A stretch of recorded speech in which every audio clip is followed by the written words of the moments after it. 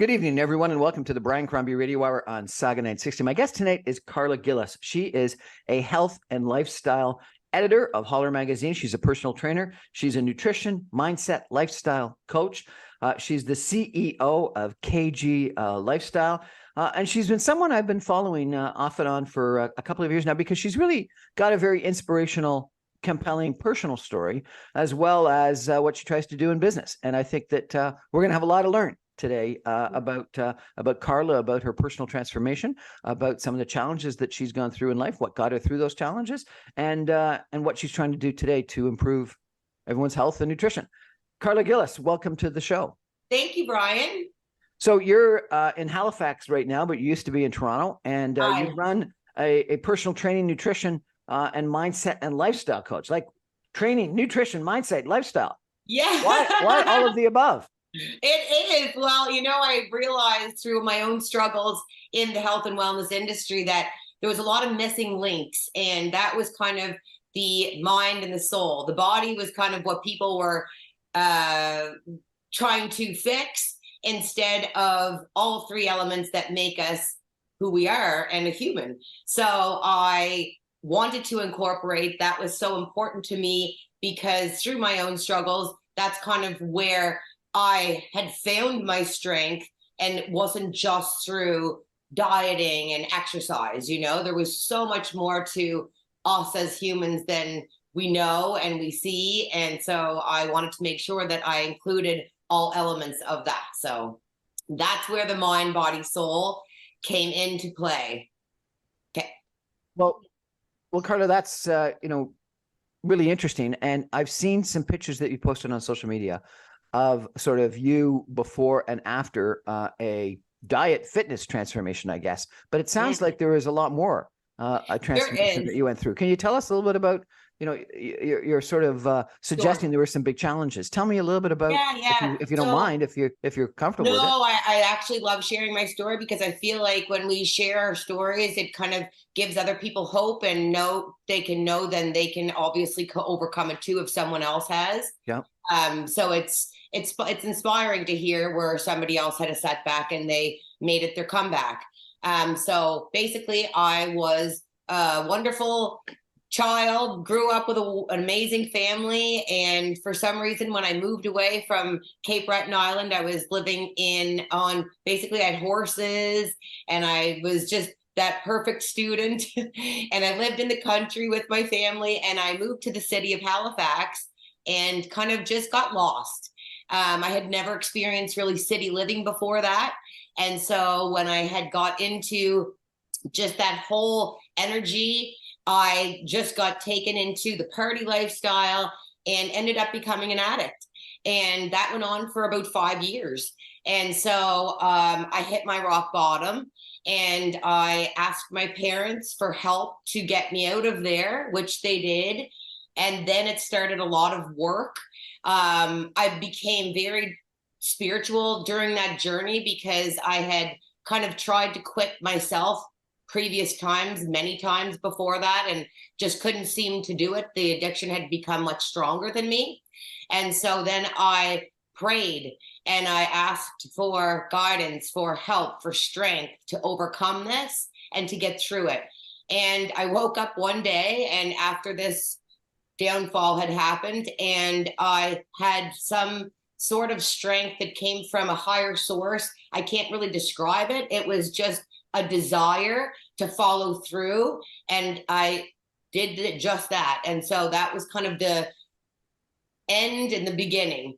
And so at that point in my life, I moved back home. I stayed home with my family, worked for a year, cleaned my life, myself, everything completely out. Then after the year, I had built myself up. I had started training at the gym. I had enrolled back in school.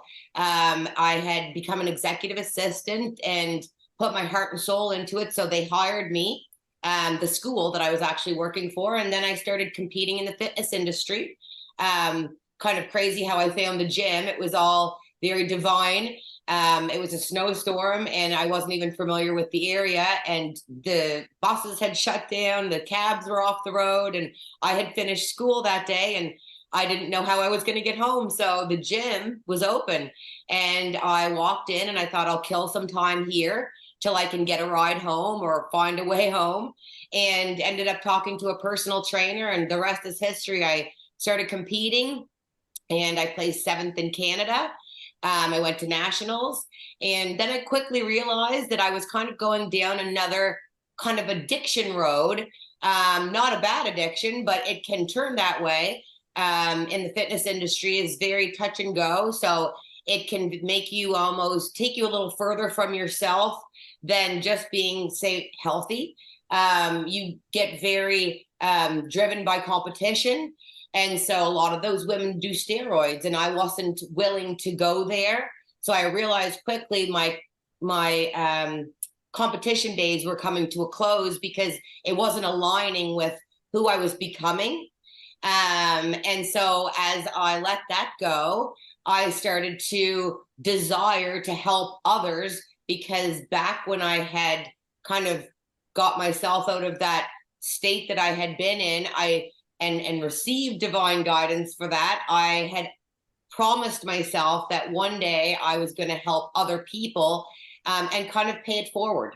And so in my soul was health and wellness, and I wanted to just have people feel the way I felt, because I thought if I felt the way I used to and was driven by addiction and living that horrible life and changed everything, then anybody can do that, because I'm nobody special. So I thought if I can teach people how to do what I did and help even one person, then I've filled my purpose in this world, because Right.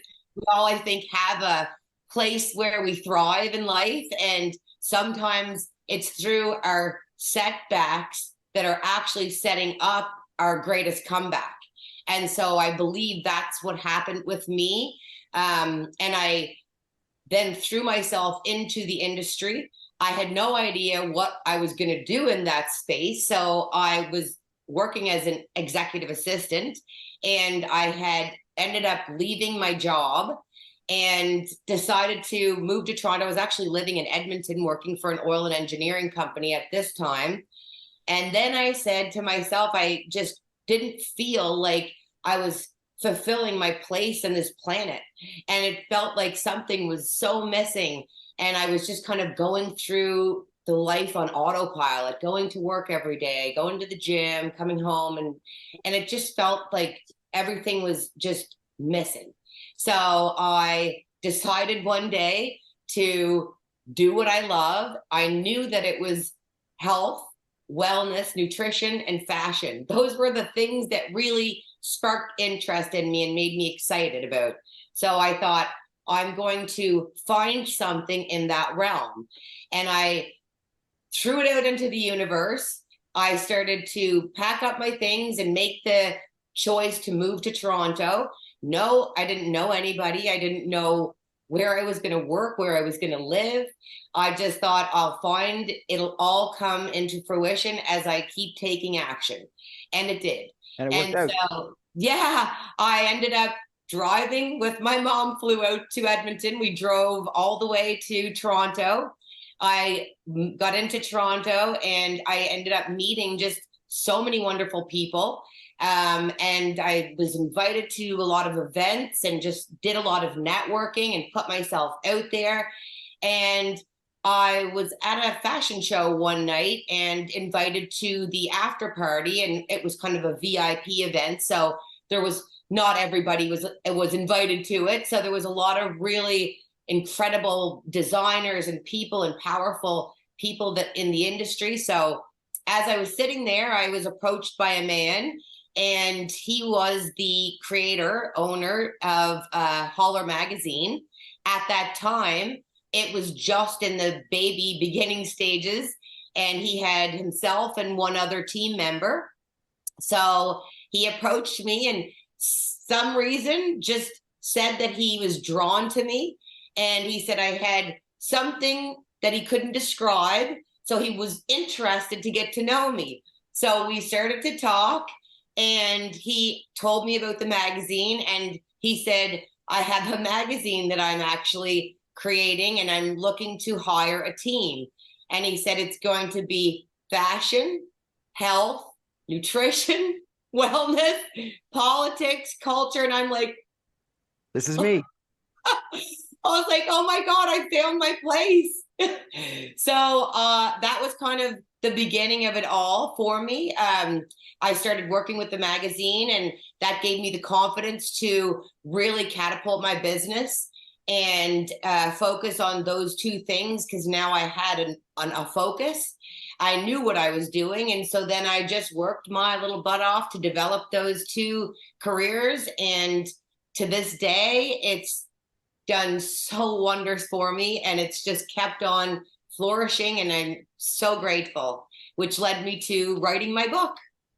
Fantastic. Well, we're going to have to take a break for some messages and come back. And we're going to talk a little bit more about your book, about your career, about some of the challenges and what got you through that, and how you coach people today. Because it sounds like a pretty compelling and interesting story. Stay tuned, everyone. 2 minutes from now, we're going to be back with Karla Gillis. Stay with us, everybody.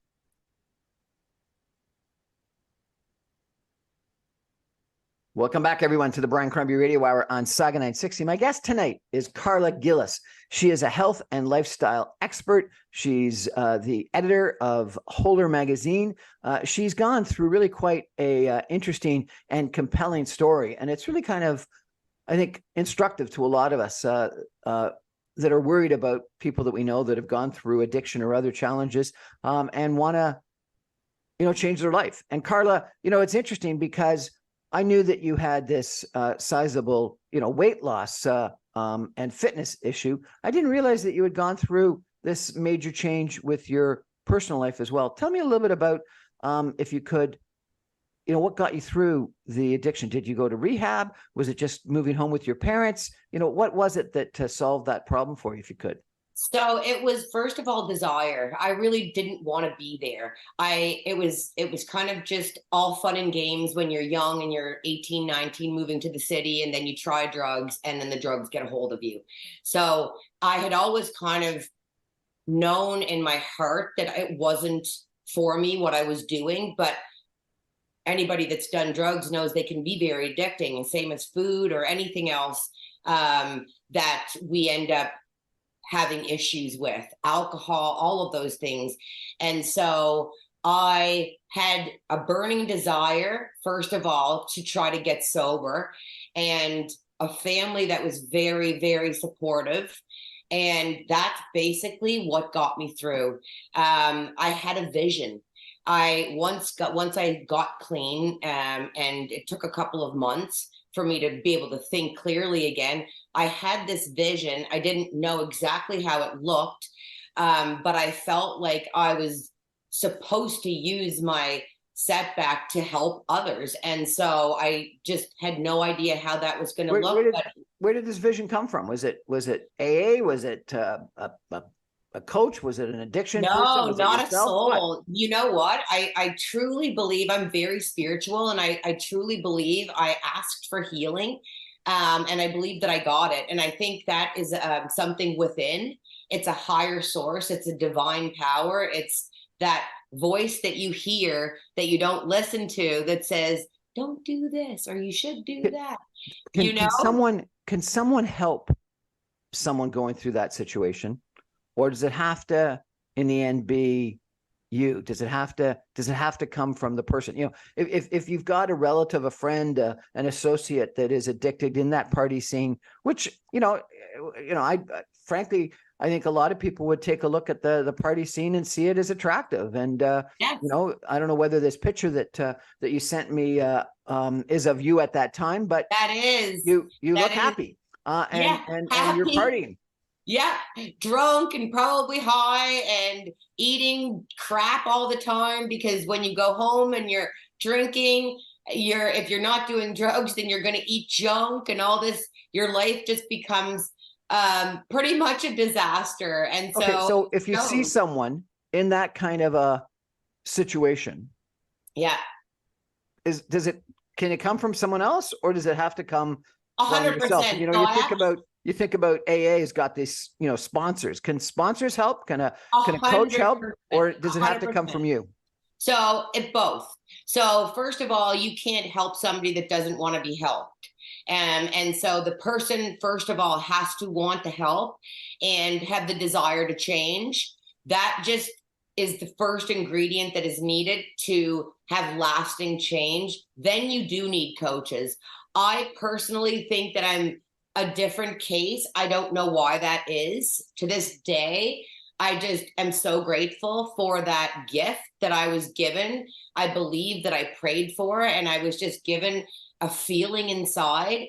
And so coaches like me can help people to connect to that higher self, that place where they might not see possible at the time, and same with any of those or coaches and people, anybody that has kind of gone through it and trained to help people definitely can help bring them out of that space, because a lot of people can't do it alone. Most people can't. And I think a lot of my fortune in that was my family.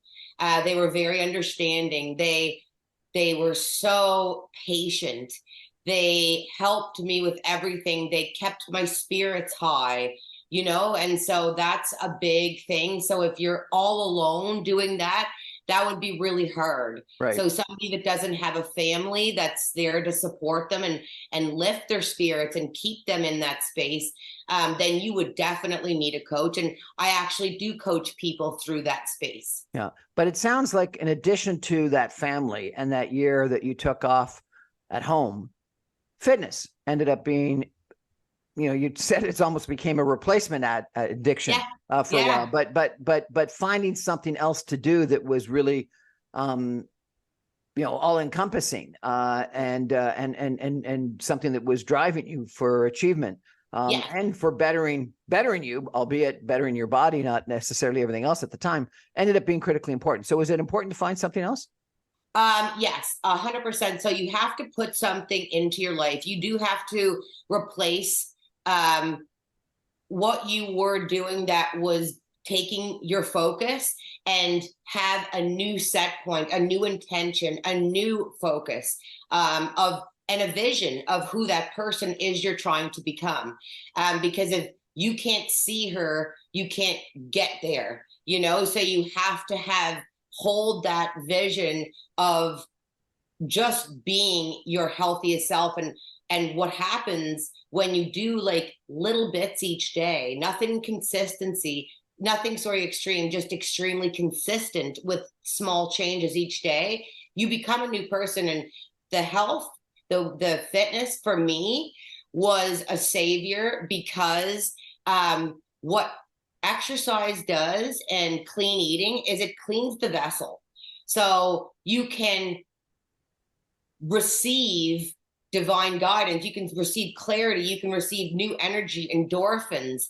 All of those things are going to help catapult your new version of yourself, because without movement, nutrition, and mindset, you can't become that new person. So for me, I was lucky that it was natural for me. Once I got sober and my head got clear and I started exercising, I was releasing endorphins all the time. I was feeding my body with amazing food that was my building blocks now. And so my mind became very clear. Then I became obsessed with learning human behaviors and what triggers people to even try drugs, or why is it that some people can try it and they don't get addicted to it, and so that it goes back. What is the difference? Why can some people? So it depends on your lifestyle. When you were when we turn 7, everything we start downloading. So you hear your parents fighting, or your friend says something mean to you, or some child in school, or a teacher, or whatever that might be. And so as a child, we're just stacking and stacking and stacking and stacking all these beliefs that aren't even ours, that have been given to us from other people that may not have even meant to hurt us in that space. They just didn't know how to react to something or say things in the proper way. So then it creates a defeated soul almost. And so there can be a slew of issues happen, or just misfortunes or whatever that is that created that person to have these limiting beliefs, fears, and anxieties, worries. I particularly wasn't one of a victim of anything like that, but I will say I was very I have my own family history too that was a little bit hard sometimes. So that created some limiting beliefs. And maybe I did the drugs because I didn't understand, or, I had my feelings hurt and something I carried on through my life, that when this opportunity came to do the You drugs. started doing drugs because your feelings were hurt by your family? Yeah, no, much deeper than that. So it's subconscious beliefs. So if somebody is mean to you as a child, and then you believe that you're not worthy, that you're not important, that you're not special, that you're not loved, then when you get out on your own, that's when you don't have your family there anymore telling you what to do. You don't have anybody there guiding you. You don't have any direction. You're kind of just on your own, deciding what you're going to do in this big world that's ahead of you. So a party looks really exciting. And because you might have something from your past that hasn't been dealt with, that's in your soul, that affected your life, that can be a reason why people end up being addicted to. So there was something that happened in your childhood or teenagehood that you said left I guess a void or something like that was filled up by the party scene in Halifax when you went there? Yeah, just a lot of nothing particular. My parents just worked a lot, and my dad was very strict. He really wanted us all to be successful, and the old timers' ways of helping you to be that was not in a positive light. So my dad's amazing, and I love him so dearly for who he was and how he helped me. But he definitely didn't know how to say a lot of things. So I carried on some grief through my life that possibly could have been the reason why I ended up not staying on a positive track, because that stuff comes out just like sun damage on your face. You can't see it in the beginning till many years later. So that's kind of what happens to people that experience issues in life. So I think a lot of people have issues in life, whether it be, abuse or exactly, or problems or issues or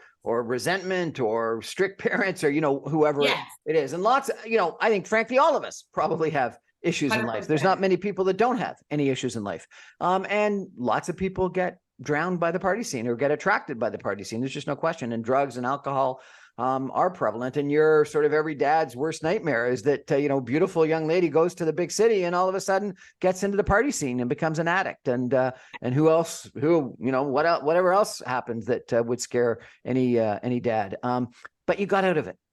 And you got out of it through some sort of a spiritual something or other. Where did that spiritual something or other come from? Did you go to church when you were a kid? Did you I did, but that wasn't it at all. No, the spiritual came from the night that I prayed to God for the help, for the desire. And it's hard to explain to somebody that's never been in a space where they've been addicted to something. But when you try to quit and you just can't, and then you pray to God or divine or whatever is out there, that you're just praying for help. And then you wake up the next day and you feel a force of desire to actually do this and confidence that you can. It's something that I know was a gift given to me by my prayers asking for that. And that's the only way I can describe it, because I didn't go to church and they didn't, it's nothing to do with anything like that. It was the feeling I received after I prayed the night before, because that next day my life completely changed in one day. Some people say that you have to hit rock bottom before you come to that kind of situation that you described. What do you think? 100%. You have to, because it has to get really bad before you're going to want to quit. It has to be where you have really no other where to turn before you actually decide to take control of your life and create it and the one that you want to live. But being in that space when you're in that party scene and all that stuff, you just get so far away from yourself, you don't even know what you want. But some people, and I was one of them, have this little voice that stays in their forefront of their mind saying, you're better than this, you deserve more. And I had such a wonderful family, so I knew from myself that this wasn't me. So I want to push you on this again. I apologize for this. I hope it's not too personal, but Karla, you were beautiful. You're even more beautiful today, but you were beautiful, and you looked like you were having fun. And I can imagine there's a lot of people that come from the small towns, go to the big city, whether male or female, and they're beautiful. They're attractive. They're making lots of friends. They're having good times. They're going out to parties. They're going out to bars. They're having a great time. That's challenging to get out of, to realize that there's something better. And you're one of those people that clearly has shown that you can be even better. Yeah. And I think sometimes, like, I think everybody in the world has a gift. Like, what you do it very well. You're great at your job. If you were doing something else, it might feel not aligned with you. You might not be as good at it because it's not your space. So for me, I feel I was born into this world, no matter what would have happened in my childhood or anything, and not that anything terribly did happen, because I can't even really describe why I got into that. But I think honestly that I was given that gift. Some would say a curse, but now look at my life and look at the thousands of people's lives I've changed because I was an addict. Had I never been an addict and got myself out of that space, I wouldn't be able to be the coach that I am today. I wouldn't be able to feel so fulfilled in my career, because every day I get to literally save lives, and not just people's lives from drugs or alcohol or something. It's people that are overweight, obese, people that are just negative mindset. And that's why I talk a lot about the mindset, because everybody that I work with, we go really deep into the mind and what created the food issue or the obesity or whatever that was. And it always boils down to something that they haven't dealt with, either an emotion or a feeling, because thoughts create feelings, feelings create emotion, and emotion is energy in motion. So that emotion is going to either tell you to do something or hold you back. And so the way our thoughts are so important is that we can choose those thoughts each day. And if you have somebody like a coach to help you, give you that map and have that path clear for you and support you along the way, you can overcome anything. It's any kind of addiction. It doesn't matter what it is. Well, you've got a really inspirational story. There's just no question. And it's a compelling one. We're going to take a break, though, for some messages and come back. We're going to talk a little bit about your book and what's included in your book, and your coaching, and maybe touch back to some of your competition in the fitness space, and talk about that, because that sounds kind of interesting too. We'll be back in just 2 minutes with Karla Gillis, a lifestyle, health, nutrition, fitness coach, and an author. Stay with us, everybody.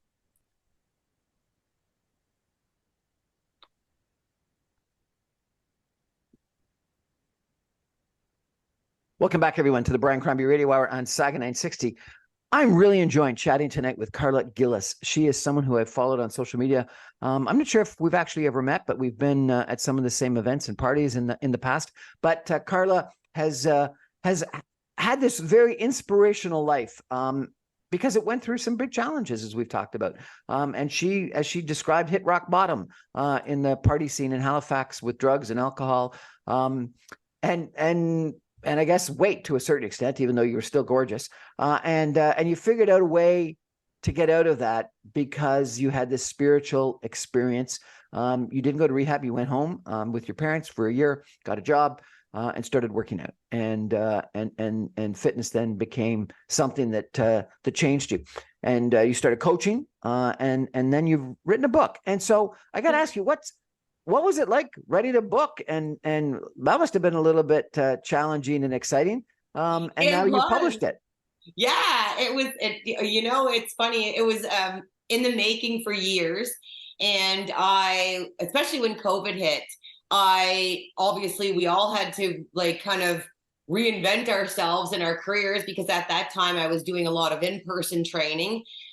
So that actually was a blessing in disguise for me as well, because it allowed me to learn the online space more, where I started to do all of my trainings online, and having more time at home, I got very interested in human behavior and the mindset and the subconscious and energy and frequency and vibrations and all of that stuff. So I dove in and I just started to learn everything I could possibly learn. And I became so intrigued by manifestation and just aligning our energies with who we desire and what we want, instead of having to work so hard to get it. As much as we still have to take action, it can be a lot easier to receive things when our vessel is in alignment.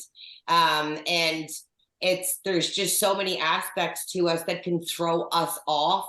And our chakra system, if it's out of balance for any reason, if each chakra has a different meaning behind it, and helps us, like our base chakra keeps us grounded in life. So if we don't feel that, then we can be very confused and not able to focus on things or follow through. So I just became very interested in that. And that was kind of what started my whole path to the mindset aspect, which I added into my programs, because I had learned so much that changed my life in that short amount of time.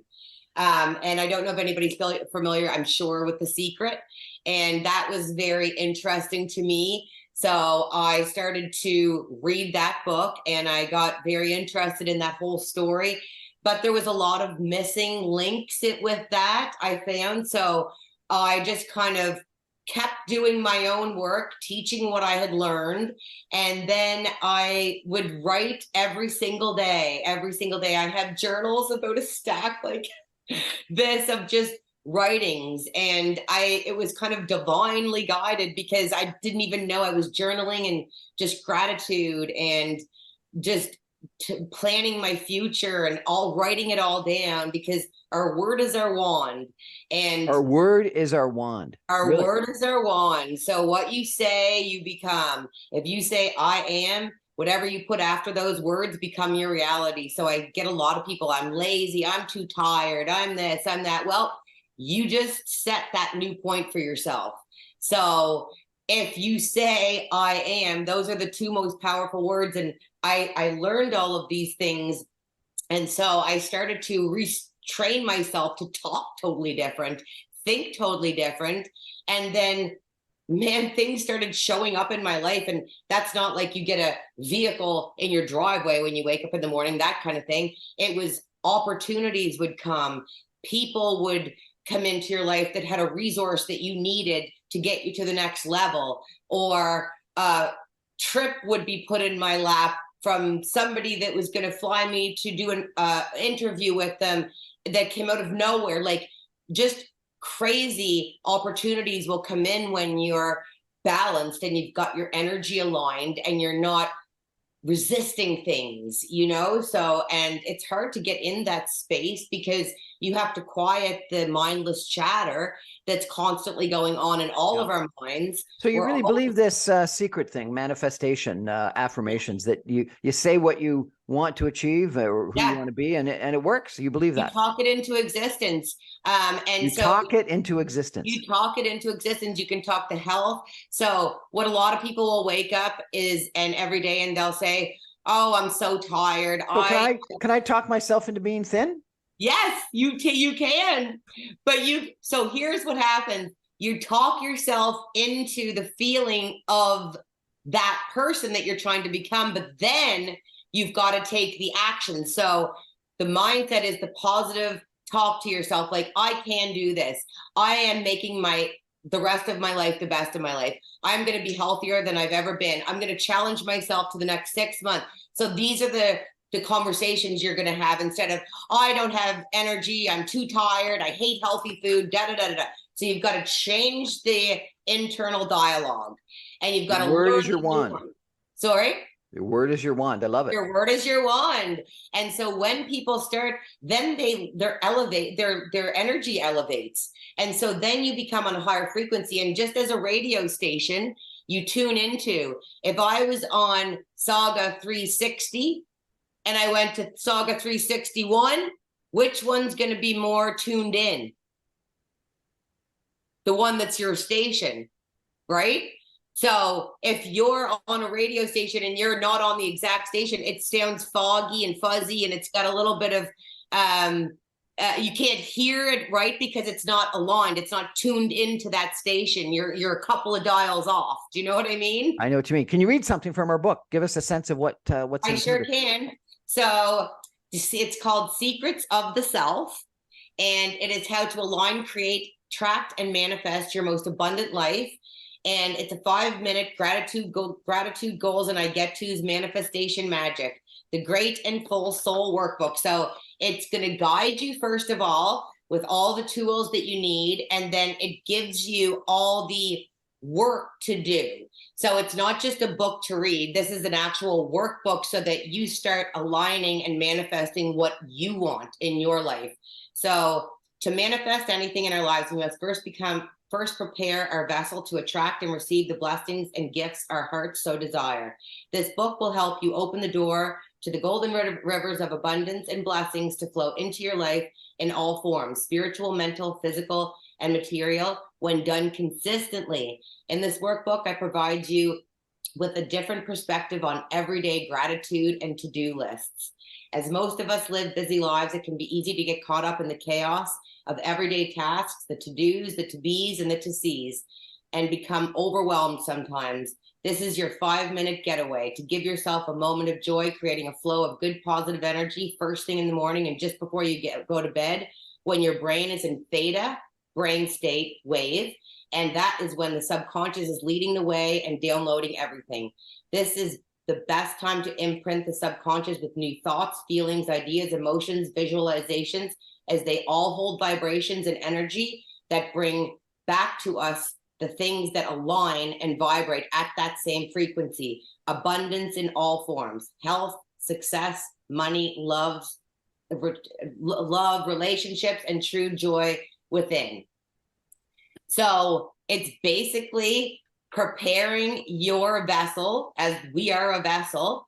And if our vessel is overwhelmed with negativity and tasks and to-dos, and that's where your focus is, then you're just going to get way more of that coming into your life, way more things to do, way more things that are going to throw you off and take your focus. So you've got to retrain yourself to think in a way that's going to bring your energy up and raise it so that you can be on this elevated frequency. It's kind of like happiness and joy. Joy is here, happiness is here. So joy is a space that you reach when you become an enlightened soul and you become a divinely connected and aligned with yourself, your soul, and your desires. So then you just are joyful. You're not happy because you're looking for something to bring that feeling of happiness for a moment. You're actually full of joy all of the time. And that's when manifestations really work and things can really come into your life. Like, people say it all the time, like they think it's synchronicities or luck or chance when such and such a thing happened, and they're like, I don't know where that came from, it was the craziest thing, you know? And it's not at all. It's because they've been somehow aligned themselves with that. A lot of people can do this without practice. A lot of people are just in that joy-filled state. So manifestation and abundance can come into them easily because they're on a higher frequency than, say, Joe, who's walking around feeling sorry for himself and nothing ever works right and everything sucks, you know? So it's affirmations, it's gratitude, it's believing. Your word is your wand. It's joy. It's reprogramming the subconscious mind. So the subconscious mind is the gatekeeper. You will not create anything in your life unless you can tap into that mind. Because, you know, it's fascinating because when I heard when you posted that you had written a book, I thought it would be about nutrition or fitness. This is all about mindset. Right? Mindset and manifestation. And I think it's because that was the part that really catapulted my life. Like, it's easy to go to the gym. It's easy to eat clean food. It's easy. Some people would be would debate both those issues. Well, you know, like, but I'm saying, like, to physically do those things is easy. The mindset work is hard. Like, the eating clean and the exercising, that's a choice. If you can't do that, if you find that hard, that is a belief that you have in your subconscious that needs to change. It's not hard. You just don't want to do it. Or you just don't feel it's that important in your life because you haven't had a pain associated to it. Like, you weren't told that you have diabetes. I bet you if somebody told you that, you'd start eating better and you'd start going to the gym, right? So this is what happens is people wait for that pain to happen before they make the change. Before they take action. Exactly. But what happened when I started learning about the mindset and how that changed so much for me, because I also, before I had really dug into the mindset, there was days that eating healthy wasn't as easy and going to the gym wasn't as easy because I was doing it with action instead of elevating my energy to want to be that person and to show up to my best self and to fulfill my highest, most successful life. You know, like, we don't even desire that if we're not in a space where we feel that energy. So you have to, it's all energy, you know, and you have to kind of work with that. And there's times of days like theta brainwave state is when we first wake up and when we go to sleep at night, and it's our mind is like downloading and it's like a sponge at those times in the day. And I learned this from Dr. Joe Dispenza. I don't know if you've ever heard of him, but Nope. He is a neuroscientist. He's unbelievable. And so there's actual, like, it's science behind these practices. It's not just, oh, I am beautiful, I am this, I am that. You've got to actually dig into the guts and pull out what was blocking you. And that's what the book does. It elevates your energy. It forces you to tap into pieces of your mind, your body, and your soul that you probably avoid, because whatever you're avoiding, people are avoiding is where they need to do the work, you know? Where can people get the book? So you can buy the book on Amazon. It's available there. There's hardcover and there's soft cover. And what's it called? And it's called Secrets of the Self. And it's got a lot of information. I even started doing my own, and it's got prompts. It's got examples. I think that was the biggest thing that I want to get a signed version. Sounds like a fantastic work. I will sign you a version. And it's, I take a spin on everything, because I kind of do that with everything in my life. I make it my own. And so, like, for instance, I'll give you a little example, and people can do this today. They can start doing this. They don't need the book, but the book is definitely going to help you. This one shift is the I get to mindset. So every day when you wake up in the morning, do you say, I get to go to the gym today? I get to eat healthy today. I get to meditate. So it's like putting I get to in front of the things that you might not really want to do that much, that seem like work, because when you change your perception and your belief around that and you make it something that sounds fun, you're training the brain to get excited about it. So by writing your to-do list instead of it being to-dos and instead making it I get tos, that is a subconscious subliminal message. So if you've ever heard of subliminal messages, you could watch the what's that show? Oh my goodness. Oh my goodness, I can't think of the name of it. It's on Netflix. And we've got to take a break okay. for some final messages. You can think about it while we take a break. We're going to be back in just 2 minutes with some concluding comments with Karla Gillis and her book about secrets of the self, how to align, create, attract, and manifest your most abundant life. Sounds incredible. Stay with us, everyone. Back in 2.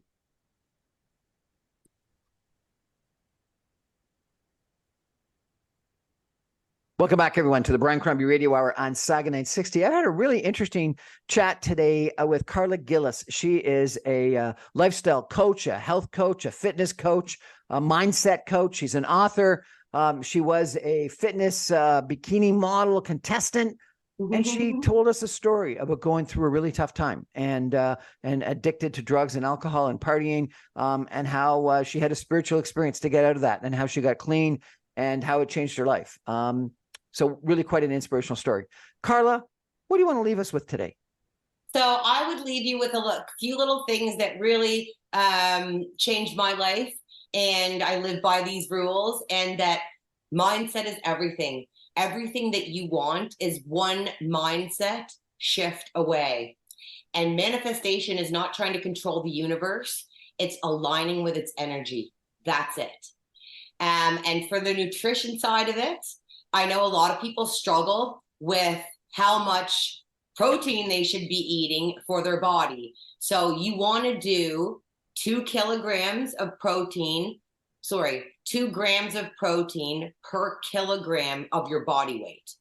So everybody's is going to be different, obviously. That's why nutrition programs don't work a lot of the time for a lot of people, because they're doing cookie cutter programs, which isn't giving their body what it needs to achieve their healthiest body and lose the weight, speed up the metabolism, lower the cortisol, all those kinds of things. So food is a huge factor. So if you can do that, figure that out, what that number is for you, that will catapult your health and fitness, because protein is the key.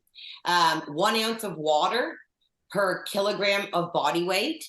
So for instance, I weigh about 130 pounds. So I drink 1.744 liters. So about 2 and a little bit liters, right? For the 3-2-1 method is what I teach. So 3 hours before bed, no food. 2 hours before bed, no water, because you don't want to be up peeing all night, which is going to disturb your sleep. And 1 hour before bed, no screen time.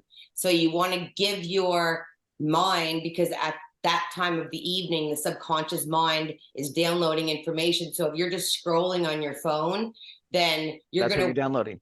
Yeah. You're downloading, you're teaching yourself to be a monkey mind kind of thing, because a lot of scrolling can do that. Then we jump from one thing to the next thing, to the next thing, to the next thing. We never get anything done because we're jumpers. And so when you can go to bed before, take an hour every night before you go to bed to just be, that is going to just catapult your results, your energy every morning. You're going to just feel different. So those, I think, are a couple of the things that helped me really get through and create the person that I am today. Tell us about your book. It's called Secrets of the Self, How to Align, Create, Attract, and Manifest Your Most Abundant Life. Where can I get it?